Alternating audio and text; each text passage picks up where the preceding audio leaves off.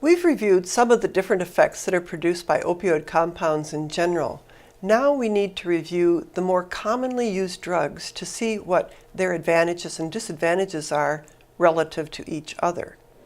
The full agonists tend to be the most efficacious and used for the most intensely painful situations. The partial agonists are often less efficacious but produce less respiratory depression. Because they activate some receptors but have little or no activity at other receptors, some of these drugs can also be used to antagonize the effect of full agonists, yet still provide some degree of analgesia. The pure antagonists are reserved for situations of toxicity or overdose, where the loss of analgesic activity that occurs with their use is of secondary consideration. We'll start with morphine, the prototype opioid compound and the most widely studied. Morphine is a good pre-anesthetic agent, especially in dogs, because of its sedative effect. It's also cheap. Unfortunately, the histamine release it causes after a rapid IV injection can decrease blood pressure. Usually, the maximal effective dose is determined by the degree of respiratory depression or by the excitatory effects in some species that are excited. It usually is not given orally because of its low bioavailability in all species. It undergoes a lot of first-pass metabolism, which codeine does not. So even though codeine is less potent and less efficacious, it's better orally. It's also a weak base, so it becomes concentrated in acidic compartments like the stomach. There it's very soluble because it's driven by the acid into the ionized state, but it's not absorbed well once it's ionized. So that's why they say morphine is acid trapped. It does penetrate the blood-brain barrier and placenta, so it'll depress fetal respiration on delivery. Most species glucuronidate morphine, and the glucuronides are still active at opioid receptors. But the cat doesn't. It dealkylates morphine, so it tolerates morphine less well. In summary, the clinical considerations are to use it parenterally, for example, perioperatively or post-surgically, but not for parturition. Inject it slowly, especially in dogs, or you'll decrease the blood pressure. Oxymorphone is approved for use in the dog and cat. Like morphine, it's relatively non-selective for any particular receptor. It's about 10 times more potent than morphine, and yet it has relatively less respiratory and cardiovascular depression. Unlike morphine, there's no histamine release when it's injected IV. It may cause vomiting, and it's often given with acetylpromazine. When we compare oxymorphone to other drugs, hydromorphone is less expensive but shorter acting and has fewer GI side effects than oxymorphone. Hydrocodone or Vicodin is actually a better choice for cough. Meperidine or Demerol is approved in dog and cat. It's only 50% bioavailable and it's less potent than morphine.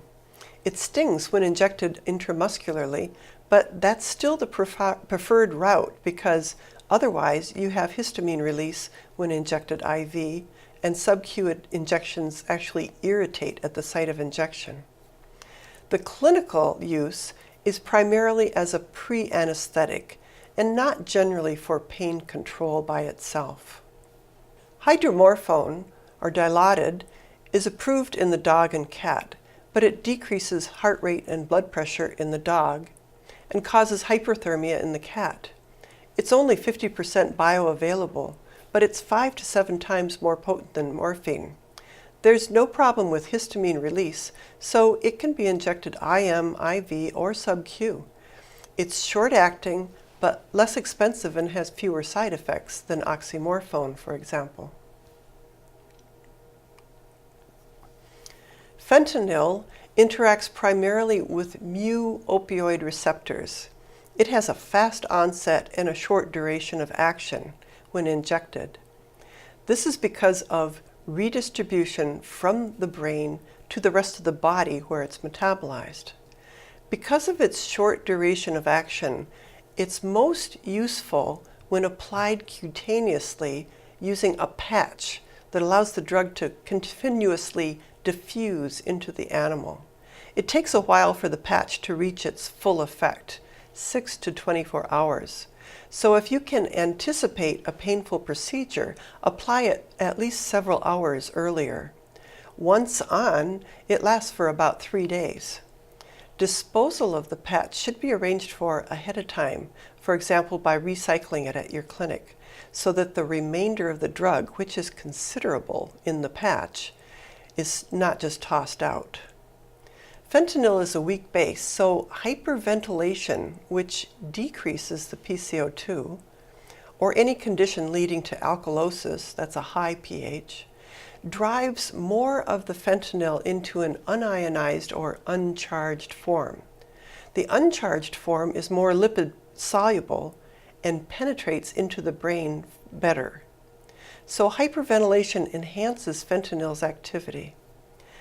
There are several other relatives of fentanyl that are also available. These are also highly potent compounds, such as alfentanil, used in cats, sufentanil, which is an order of magnitude more potent than fentanyl, and carfentanil and etorphine, which are thousands of times more potent than fentanyl.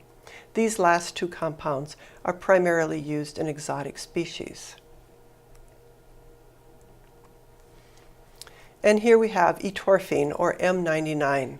It's non-selective, but hugely potent, the reason for its use in immobilization of wild game. Carfentanil, like it, is used in a similar fashion. At doses of only 10 to 20 micrograms per kilogram IM, it immobilizes several species, including the rhinoceros. There are several important clinical considerations for the use of these drugs. They're extremely hazardous and have caused death simply by a needle stick. It's imperative that you work in teams of at least 2 people and carry buprenorphine, the opioid antagonist and reversing agent that's specific for use with these higher potency drugs. This can be administered to reverse the respiratory depression that would otherwise cause death. Fentanyl and etorphine are available commercially already in combination with a major tranquilizer. This is because the vast majority of species in which you'll use these in zoo medicine would require the tranquilizer in the correct proportion to the opioid. The tranquilizer prevents behavioral excitation and seizures, decreases the dose of opioid used, and blocks emesis in some species. They're marketed as neuroleptoanalgesic mixtures. Fentanyl is mixed with droperidol in Inovar Vet, and etorphine is mixed with acepromazine in Immobilan.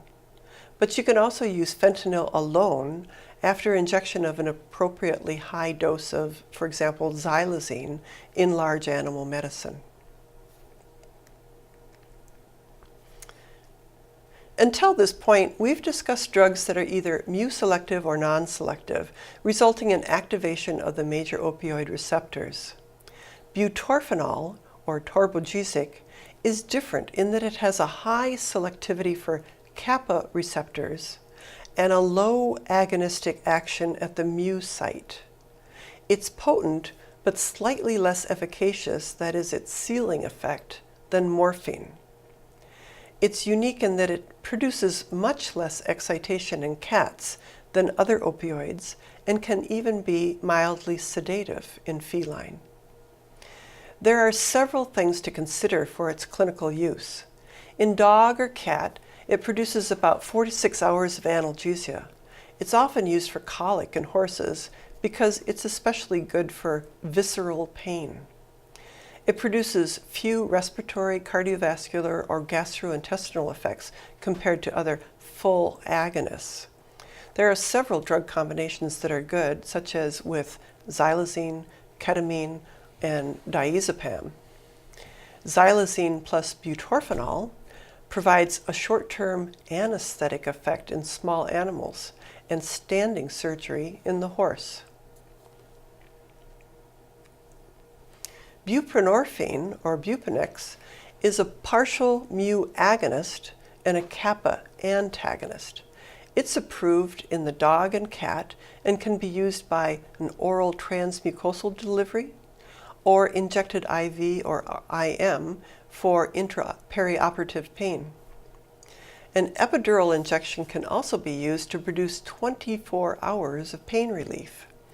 In general, buprenorphine has a slow onset, but a long duration of action. The effect of buprenorphine is difficult to reverse, even using a pure opioid antagonist like naloxone, and the use of naloxone infusion appears to work the best. Nalorphine, or Naline, and nalbuphine, or Nubane, are both agonists at kappa opioid receptors and competitive antagonists at mu opioid sites. The antagonistic activity is greater than its agonistic activity. So clinically, it can be used to inhibit the respiratory depressant effects of morphine while still producing a limited degree of analgesia, sedation, but also a bit of respiratory depression of its own. In humans, it's said to produce dysphoria, and one would assume that it would be true in animals as well. Although the reversal of respiratory depression is less complete than if you used a full antagonist like naloxone, the advantage of nalorphine and nalbuphine is that they're cheap. They last for a long time, 1 to 2 hours, and still provide some analgesia if the animal is in pain.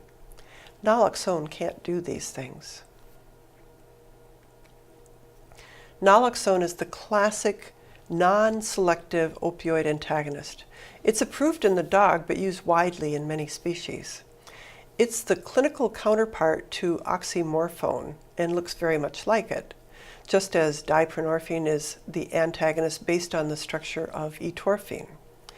Clinically, naloxone is used to reverse the effects of other full and partial opioid agonists. It also blocks the effect of endogenous opioid compounds, so any endogenous analgesia caused by dynorphin, enkephalins, and endorphins are also terminated.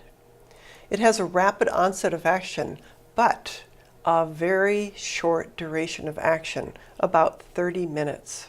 So it's imperative that if you're using it to reverse the respiratory depressant effect of longer acting agonists like morphine, that it be re-administered frequently and that the patient is monitored carefully.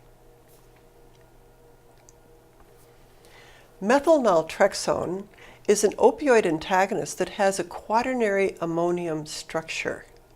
That means that it's an obligate cation, a positively charged molecule at all pHs in which it might be dissolved. As a result of this charge on the molecule, it does not pass the blood-brain barrier at all. The advantage of having a drug of this sort is that it blocks the effect of opioids on the enteric nervous system. So it restores gut motility without reversing the analgesic effect produced in the brain. Gut motility is especially important in the horse, where its inhibition can cause long-term consequences. Even in the humans, it's useful to prevent the constipation produced by opioids. The last drug is a relative of opioids. The metabolite of tramadol, Ultram or Tramol, is a weak mu agonist, but its effect is only partially antagonized by naloxone, so part of its analgesic effect must result from some other action of the drug than strictly via opioid receptor activity. The compound is also a serotonin and norepinephrine reuptake inhibitor, the same action that antidepressant compounds have. So it isn't surprising that its analgesic as many antidepressant compounds are also used for analgesic agents, for example, in cases of fibromyalgia. Tramadol also may have some NMDA antagonistic activity, which you'll remember is reminiscent of ketamine. It can be used in the dog or cat where it has reasonably good bioavailability. It lasts for only a couple of hours in the dog, but for around 5 hours in the cat. Clinically, it's used for postoperative pain, injury-related pain, chronic pain such as that associated with cancer, and neuropathic pain. When given orally, its primary route of administration, it does have a bitter taste, so it's usually masked by giving it with food or water. Tramadol has been successfully used in a wide variety of species. The adverse effects include such things as nausea, vomiting, loss of appetite, sweating, constipation, drowsiness, decreased heart rate, decreased seizure threshold, and personality changes. Because of its opioid activity, chronic use can also lead to tolerance, dependence, and neonatal withdrawal. One big advantage of tramadol is that there is no respiratory depression.